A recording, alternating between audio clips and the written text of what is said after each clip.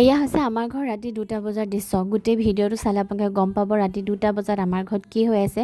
যিহেতু শনিবাৰে ঘৰলৈ গৈছিলোঁ আৰু দেওবাৰে ৰাতিপুৱাৰ দৃশ্য এয়া উঠিয়ে দেখিছোঁ। খুব ধুনীয়া বতৰ, কিন্তু যিমানে ধুনীয়া নহ'লেও দেওবাৰৰ দিনটো অকণমান ৰ'দ দিলে ভাল লাগে, কাৰণ বিভিন্ন ধৰণৰ কাপোৰ ধুব থাকে, ঘৰ সাৰিব থাকে।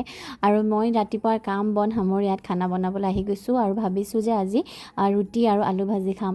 বন্ধৰ দিনৰ ৰুটি আলু ভাজি খোৱাৰ মজাই বেলেগ। কাম আৰম্ভ কৰিছিলোঁহে আমাৰ এখেত আহি মোক বিভিন্ন ধৰণৰ লেকচাৰ দি আছে।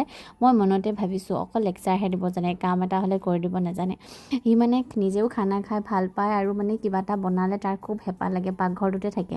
আৰু এই আলু ভাজি বনাবলৈ লৈছোঁ। আৰু যে ৰাতি 2টা বজাৰ ভিডিঅ'টো দেখিছিলে, সেইটো হৈছে আমাৰ নিৰ্ভীয়ে সোনকালে শুই ল'লে, তাৰ পাছতে 1:30 বজাতে উঠি ল'লে, তাৰপিছত খেলাত লাগিছে।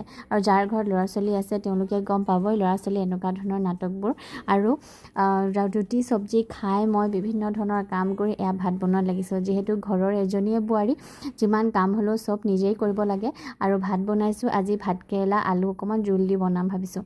ইফালে মই ভাত বনাই আছোঁ, ইফালে মানুহজনে আমাৰ ৰুমটো ঠিক কৰি আছে। যিহেতু ঘৰটো বনোৱা হৈছিলে, আমাৰ ৰুমটোত মানে এটা দৰ্জা কটা হৈছিলে যে, সেইটোৰ কাৰণে মানে ৰুমটো খুব লেতেৰা হৈ আছে। কিন্তু আকৌ লেতেৰা হৈ থাকিলেও নহ'ব, যিহেতু জুলাই আহি পাইছে, আমি তাত যাব লাগিব, থাকিব লাগিব, সেইকাৰণে সেইখিনি চাফ চিকুণত লাগিছে।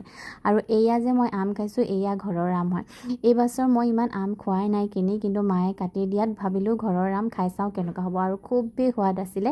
আৰু ঘৰৰ কাম কৰি থাকিলেও নহ'ব, এফালে মানুহজনৰ ডিউটিৰ কাপোৰো ধুব লাগে।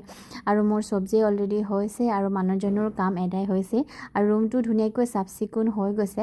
আৰু ইমানেই আছিলে আজিৰ ভিডিঅ'টোত। আৰু কাৰ বেবী এনেকৈ ৰাতি নুশুৱে মোক কমেণ্টত জনাব নাপাহৰিব। তেন্তে আজিলৈ আহিছোঁ, বাই বাই।